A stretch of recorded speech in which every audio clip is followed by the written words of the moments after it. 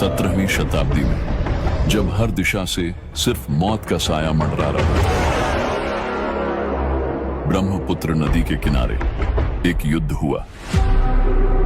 मुगल, उस समय का सबसे ताकतवर साम्राज्य, युद्धपोतों के बेड़े के साथ उतरे अहोम साम्राज्य को हमेशा के लिए मिटाने के इरादे से। तब एक ही नाम था जो हर सैनिक की जुबान पर था, एक योद्धा, एक वीर, जिन्होंने अपने लोगों की रक्षा के लिए हर चुनौतियों का सामना किया, जिनकी बहादुरी और युद्ध कौशल ने युद्ध का रुख बदल दिया। इतिहास की स्वर्णिम पृष्ठों पर अंकित ये नाम था लाचित बोरफुकन। असम की रक्षा अब तुम्हारे हाथों में है लाचित। शर्गदेव, जब तक मेरी सांस चल रही है, असम की धरती पर दुश्मन का कदम नहीं पड़ सकता। लाचित बोरफुकन के नेतृत्व में अहोम सेना सरायघाट के लिए निकल पड़ी। मुगलों को असम से बाहर फेंकने के लिए ब्रह्मपुत्र की लहरों ने इतिहास का सबसे बड़ा युद्ध देखने के लिए करवट ली।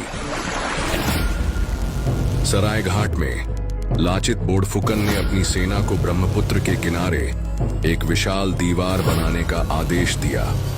एक ऐसी दीवार जो मुगलों की ताकत को रोक सके, एक ऐसी दीवार जो असम की रक्षा का प्रतीक बने। इस काम की जिम्मेदारी लाचित ने उनके मामा को दी। दीवार का काम रात के अंदर खत्म होना था, क्योंकि मुगल सेना अगली सुबह सरायघाट पहुंचने वाली थी।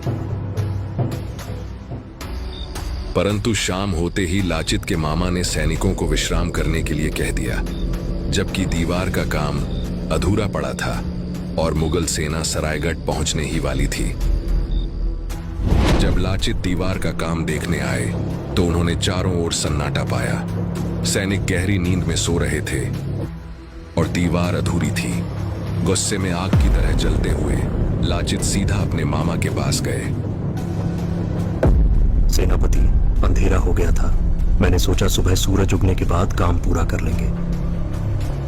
लाचित का क्रोध अब अपने चरम पर था।